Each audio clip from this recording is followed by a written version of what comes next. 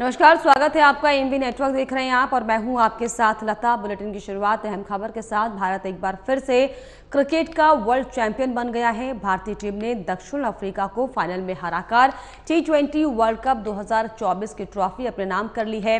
भारत ने 11 साल बाद कोई आईसीसी ट्रॉफी जीती है। इसी जीत के साथ ही चोकर्स का टैग हटाने की दक्षिण अफ्रीका की कोशिश नाकाम रही। भारतीय टीम इस टूर्नामेंट में एक भी मैच नहीं हारी। ये T20 वर्ल्ड कप इतिहास में पहला मौका है जब किसी टीम ने बिना कोई मैच हारे ट्रॉफी जीती है। आपको बता दें कि भारत ने T20 वर्ल्ड कप दूसरी बार जीता है। पहली बार 2007 में MS धोनी की टीम ने भारत को इस फॉर्मेट में वर्ल्ड चैंपियन बनाया था। भारतीय टीम वनडे वर्ल्ड कप भी जीत चुकी है। पहली बार 1983 और दूसरी बार 2011 में विराट कोहली और रोहित शर्मा दोनों दूसरी बार वर्ल्ड कप विनिंग टीम के सदस्य हैं। आपको बता दें कि भारत ने टॉस जीतकर पहले बैटिंग करते हुए 7 विकेट पर 176 रन बनाए। इसके बाद दक्षिण अफ्रीका को 169 रन पर रोककर ट्रॉफी अपने नाम कर ली। दक्षिण अफ्रीका को जीत के लिए आखिरी ओवर में 16 रन बनाने थे। हार्दिक पांड्या ने अफ्रीकी टीम को इस ओवर में सिर्फ 8 रन बनाने दिए। इस तरह भारत ने 7 रन से मैच जीत लिया। वहीं भारत की जीत के बाद देश भर में जश्न का माहौल है। पीएम, राष्ट्रपति समेत कई नेताओं ने टीम इंडिया को जीत की बधाई दी है।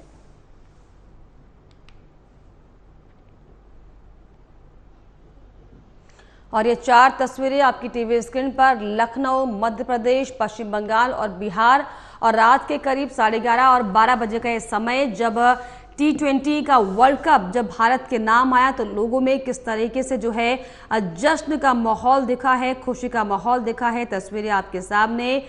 और लखनऊ में चाहे बात उत्तर प्रदेश की हो, चाहे बात मध्य प्रदेश की हो, चाहे पश्चिम बंगाल और बिहार की हो, देश के कोने कोने में आपको बता दें कि T20 ये जो वर्ल्ड कप भारत के नाम हुआ है, इसको जीतने की खुशी कल रात से ही साफ तौर पर दिखाई पड़ रही है। चाहे छोटे बच्चे हो, चाहे हर उम्र के लोग इंडिया के वर्ल्ड कप को लेकर जो है इसके जश्न मनाते हुए हालांकि लोग दिखाई पड़ रहे हैं।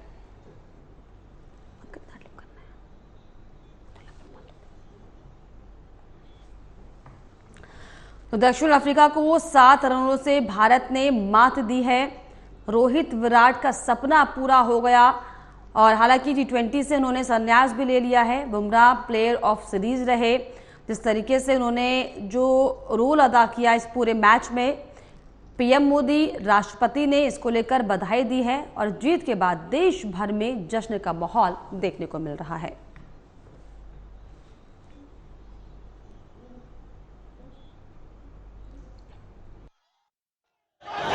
टीम इंडिया को इस भव्य विजय के लिए सभी देशवासियों की तरफ से बहुत बहुत बधाई। आज 140 करोड़ देशवासी आपके इस शानदार प्रदर्शन के लिए गर्व अनुभव कर रहे हैं। खेल के मैदान में आपने वर्ल्ड कप जीता, लेकिन हिंदुस्तान के हर गांव, गली, मोहल्ले में आपने कोटि कोटि देशवासियों का दिल जीत लिया। और ये टूर्नामेंट एक विशेष कारण से भी याद रखी जाएगी। इतने सारे देश, इतनी सारी टीमें और एक भी मैच हारना नहीं, ये छोटी उपलब्धि नहीं है। आपने क्रिकेट जगत के हर महारथी, उनके हर बॉल को खेला और आपने शानदार विजय प्राप्त करते रहे। एक के बाद एक विजय की इस परंपरा ने आपके हौसले को तो बुलंद कर दिया, लेकिन इस पूरी टूर्नामेंट को भी रसप्रद बना दिया, रोचक बना दिया। आपने शानदार विजय प्राप्त की है। मेरी तरफ से मैं आपको बहुत बहुत बधाई देता हूं। बहुत बहुत शुभकामनाएं देता हूं।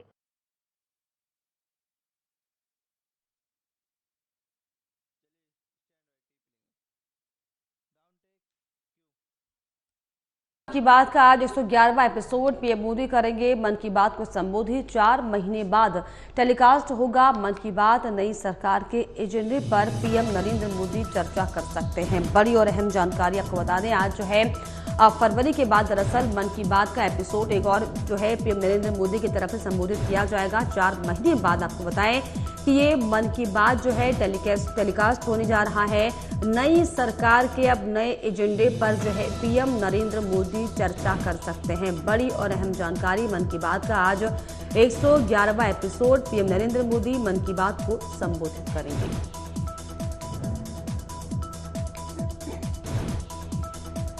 तो नई सरकार के नए एजेंडे पर पीएम चर्चा कर सकते हैं और अब किस तरीके से आगे नई सरकार की नीतियां होंगी, किन किन पर फोकस होगा, हर वर्ग को किस तरीके से सहयोग मिलेगा सरकार की तरफ से, इन तमाम पहलुओं पर आज मन की बात में पीएम नरेंद्र मोदी नजर जो है वो डाल सकते हैं। लोगों को संबोधित कर उन्हें यह आश्वासन देंगे कि अब इस नई सरकार में उनके साथ यानी जनता के साथ सरकार खड़ी है।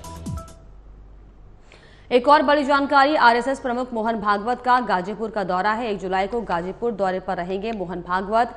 वीर अब्दुल हमीद पर लिखी किताब का लोकार्पण करेंगे। परमवीर चक्र विजेता थे वीर अब्दुल हमीद। इसके अलावा वीर अब्दुल हमीद पार्क धामूपुर में लोकार्पण समारोह का आयोजन होगा।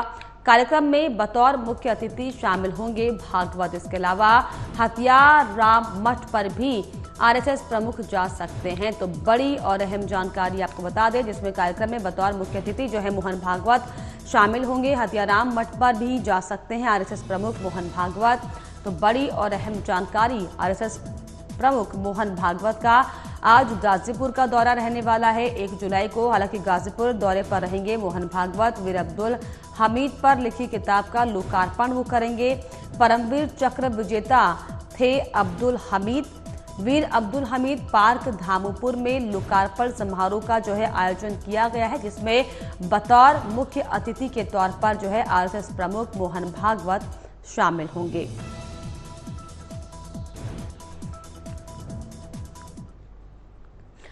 दिल्ली के मुख्यमंत्री अरविंद केजरीवाल की सीबीआई द्वारा गिरफ्तारी और आम आदमी पार्टी को खत्म करने की साजिश के विरोध में आपने रायपुर में प्रदर्शन किया। बड़ी संख्या में आपके कार्यकर्ताओं ने केजरीवाल की गिरफ्तारी के विरोध में बीजेपी मुख्यालय का घेराव किया है। कार्यकर्ताओं को रायपुर पुलिस ने रास्ते में ही रोक लिया। बीजेपी कार्यालय की ओर बढ़ रहे प्रदर्शनकारियों को रोकने के लिए पुलिस बैरिकेडिंग के साथ ही भारी पुलिस बल और आरपीएफ के जवान तैनात थे। इसी बीच आप कार्यकर्ता और पुलिस के बीच हाथापाई भी हुई। वहीं आम आदमी पार्टी की महिला विंग की प्रदेश अध्यक्ष प्रियंका शुक्ला और आम आदमी पार्टी प्रदेश प्रवक्ता विजय झा से हमारे संवाददाता प्रेम निर्मलकर ने खास बातचीत की है। राजधानी रायपुर में ईडी और आईटी को लेकर आम आदमी पार्टी का बड़ा प्रदर्शन देखने को मिल रहा है। आज जो है आम आदमी पार्टी के जो कार्यकर्ता हैं बड़ी संख्या में बूढ़ा तालाब पहुंचे हुए हैं। भाजपा कार्यालय का घेराव करने पहुंचे थे। सीधा हम रुख करते हैं आम आदमी पार्टी के प्रदेश प्रवक्ता विजय झा से। जिस तरह से प्रदर्शन देखने को मिल रहा है, क्या आप लोग मांग कर रहे हैं कि अरविंद केजरीवाल उसकी रिहाई को लेकर मांग कर रहे हैं? देखिए, मुझको आम आदमी पार्टी के कार्यकर्ताओं पर बहुत गर्व है। बरसते पानी में रायपुर राजधानी में अरविंद केजरीवाल की रिहाई और सीबीआई ईडी के दलाली के खिलाफ यह प्रदर्शन हो रहा है। भारतीय जनता पार्टी के इशारे पर ईडी और सीबीआई अरविंद केजरीवाल को तंग कर रहे हैं। जेल के ताले टूटेंगे और अरविंद केजरीवाल जी छूटेंगे। हम उसका संघर्ष कर रहे हैं, विरोध कर रहे हैं। नरेंद्र मोदी इतना डरा हुआ है अरविंद केजरीवाल से। लोकसभा चुनाव में उनको परेशान किया गया, जेल में बंद किया गया।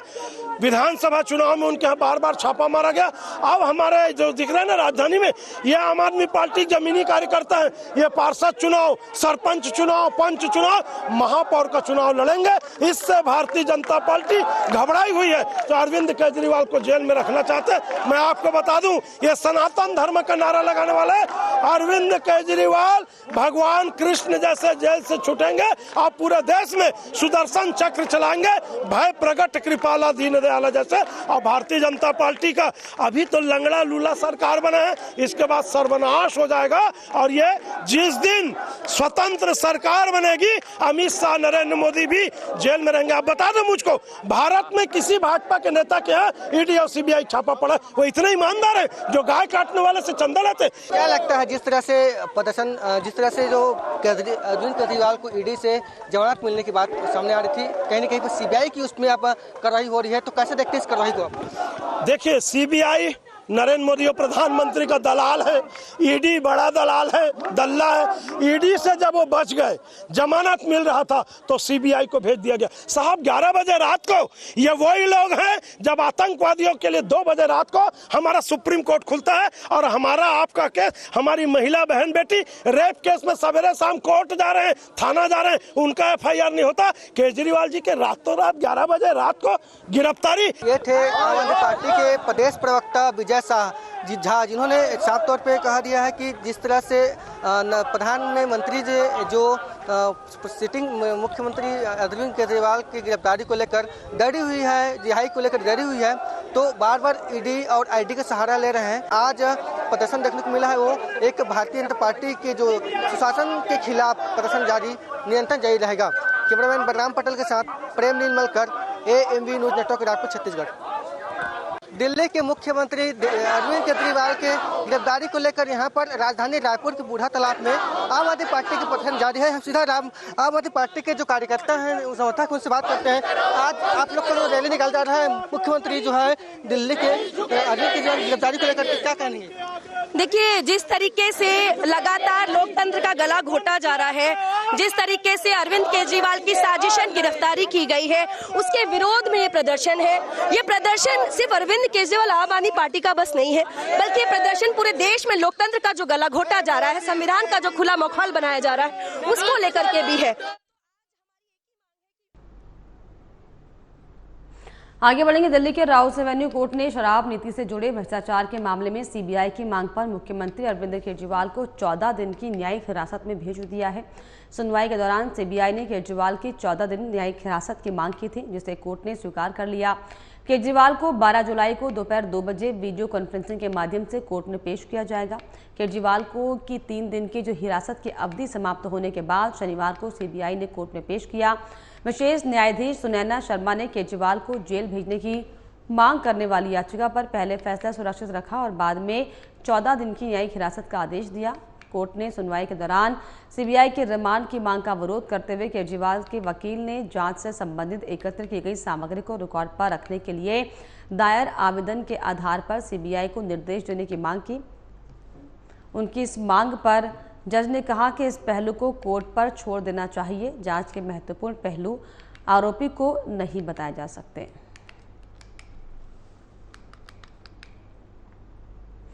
पर्यावरण मंत्री और आप नेता गोपाल राय ने कहा कि हमारे मंत्रियों और सीएम को फर्जी मामलों में जेल भेज दिया गया है। ये बीजेपी सरकार की साजिश है, उसका तथ्य भी सामने आ गया है। ट्रायल कोर्ट ने सीएम को जमानत दे दी है। ट्रायल कोर्ट ने साफ कहा कि सीएम के खिलाफ कोई सबूत नहीं है। ईडी ऑर्डर कॉपी लिए बिना ही हाईकोर्ट चली गई, बिना सुनवाई के जमानत पर रोक लगा दी गई। क्या ये दिल्ली सरकार और आम आदमी पार्टी को नष्ट करने का अभिमान है? हमें उम्मीद है कि कोर्ट से जल्द ही सकारात्मक परिणाम मिलेंगे। लेकिन देखिए, हमें तो ये उम्मीद है कि जिस तरह से फर्जी केस में हमारे मिनिस्टर्स को, चीफ मिनिस्टर को जेल में बंद किया गया है, ये पूरी तरह से एक षड्यंत्र है भाजपा सरकार का, और उसके तथ्य भी सामने आ गए। जिस तरह से ट्रायल कोर्ट में मुख्यमंत्री जी को जमानत मिलती है, ट्रायल कोर्ट साफ साफ कहता है कि मुख्यमंत्री के खिलाफ कोई सबूत नहीं है, उसके बाद बिना ऑर्डर की कॉपी लिए ईडी दौड़ करके हाई कोर्ट जाती है, उसके बाद उसको बिना पूरे केस सुनवाई के उस पर रोक लगा दी जाती है। जब ये केस सुप्रीम कोर्ट जाता है, सुप्रीम कोर्ट की सुनवाई की तारीख से एक दिन पहले रात में अचानक सीबीआई जागती है और उसे जेल भेजा जाता है और अगले दिन कस्टडी में ले लिया जाता है। तो ये साफ साफ दिखा रहा है कि मोदी सरकार के तानाशाही का अभियान विपक्ष को क्रैश करने का अभियान, दिल्ली के अंदर आम आदमी पार्टी और इस सरकार को तहस नहस करने का अभियान, दिल्ली के कामों को, जनता को ठप करने का अभियान वो चल रहा है। हमें उम्मीद है कि अदालत से जल्द ही सकारात्मक परिणाम आएंगे। हेमंत सोरेन ने जेल से निकलने के बाद बीजेपी पर हमलावर रुख अपनाते हुए हमला बोला है। उन्होंने कहा कि उन्हें झूठे मामलों में फंसाकर जेल भेजा गया था। हेमंत ने कहा कि भगवान के घर में देर है अंधेर नहीं, सच्चाई छुपती नहीं है और देर सवेर बाहर आ जाती है।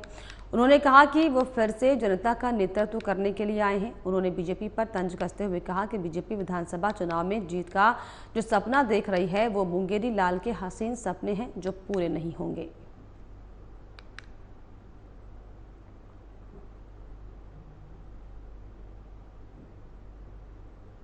पाँच महीनों के बाद जेल में आने के बाद मैंने अपनी खुशी को और इस राज्य की जनता और समाज के लोगों का जो प्यार है वो अभी मैं भगवान बिरसा मुंडा के चरणों पर नमन करके आया हूँ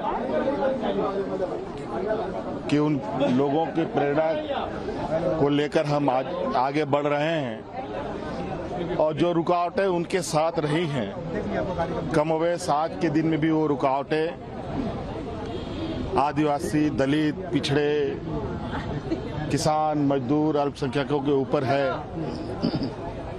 और बड़ा योजनाबद्ध तरीके से आज भी मनुवादी विचार अपना पैर पसारने में कामयाब हो रही है। लेकिन इसके साथ साथ हम लोगों ने भी हार नहीं मानी और आज अपने वीर शहीदों के आदर्शों को, उनके सोच को अपने कंधों पे लेके आगे बढ़ रहे हैं और ये अनवरत बढ़ता रहेगा। और आज तक जो भी हमें हासिल हुआ है संघर्ष के माध्यम से ही हासिल हुआ है और ये संघर्ष को समाप्त करने के लिए हमारे आने वाली पीढ़ी मजबूती से आगे बढ़े, उनके लिए उनके अनुरूप और उनकी संस्कृति सभ्यता के अनुरूप चीजें आगे बढ़े, इस पर हम लोग काम करेंगे। हेमंत, रांची के लोग तो आपसे बहुत आसानी से मिल लिए, बाकी जिले के लोग आपको देखने के लिए तरस रहे, उन तक कब पहुंचिएगा? हम लोग, भगवान ने हमें पैर देकर पैदा किया है, हमारे कदमें वहां तक जाती है जहां तक न गाड़ी जाती है न घोड़ा जाती है, लेकिन हम जरूर वहां पहुंचते हैं। और आपने सुना ही है, बूढ़ा पहाड़ जैसा दुर्गम जगह पर भी हम पहुंचकर वहां के लोगों के साथ बैठे, उनके साथ खाना खाए, उनके दुख तकलीफों को सुना समझा। और आज बूढ़ा पहाड़ के गांवों को जाकर के आप देखिए, वहां के लोगों के चेहरे पर किस रफ्तार के साथ मुस्कान आ रही है। और लेकिन ये इतना से काम नहीं होगा, इसके लिए थोड़ा हमें और संघर्ष करने की आवश्यकता पड़ेगी। और उसके लिए हम पूरे झारखंडियों को, यहाँ के मूलवासी आदिवासियों को बिल्कुल आपके माध्यम से और भी कई तंत्रों के माध्यम से आह्वान करना चाहेंगे। हम लोग, ये झारखंड सिर्फ झारखंड नहीं है, वीरों की धरती है, हम वीरों के सपूत हैं। हमें डरने की आवश्यकता नहीं है, डराने वाले बहुत आएंगे, लेकिन वो क्षणिक भर का तकलीफ होगा। अगर उस तकलीफ को अगर हम लोग सह लिए तो निश्चित रूप से नीट पेपर लीक में एक तरफ जहां सियासी जंग जारी है तो दूसरी ओर सीबीआई ने केस दर्ज कर धड़ाधड़ एक्शन लेना शुरू कर दिया है। एजेंसी ने शनिवार को झारखंड के हजारीबाग से एक पत्रकार को गिरफ्तार किया। पत्रकार का नाम जमालुद्दीन है, जो कि एक हिंदी न्यूज़पेपर के लिए काम करता है। उसे ओएसिस स्कूल के प्रिंसिपल और वाइस प्रिंसिपल की कथित तौर पर मदद करने के आरोप में गिरफ्तार किया गया था। परीक्षा लीक पर सियासत तो तेज हो गई, लेकिन इस सियासत में पिस रहा है देश का भविष्य। रिपोर्ट देखिए।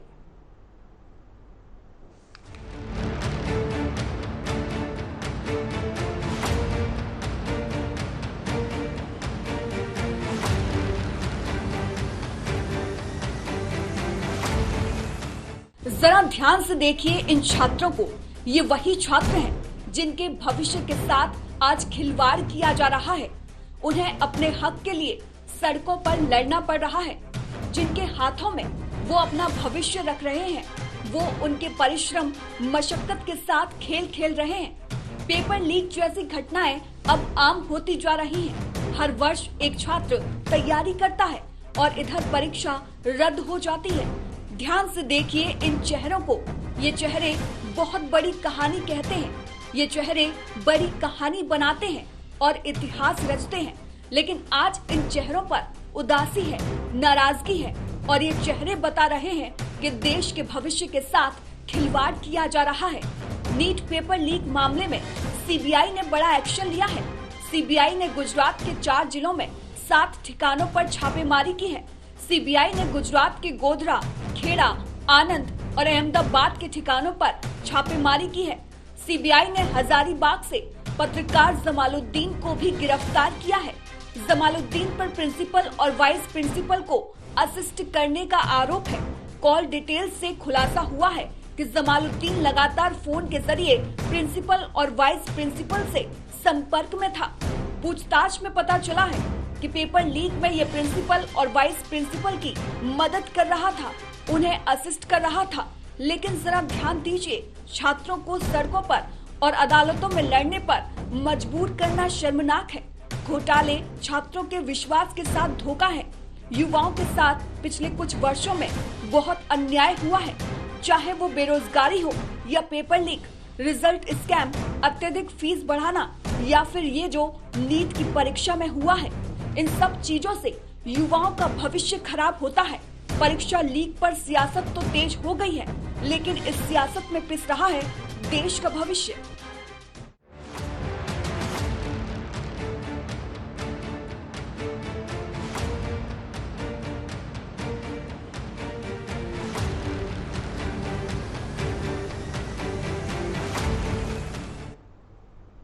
और इसी के साथ इस बुलेटिन में फिलहाल इतना ही। देश और दुनिया की तमाम खबरों के लिए आप देखते रहिए एमवी नेटवर्क। नमस्कार।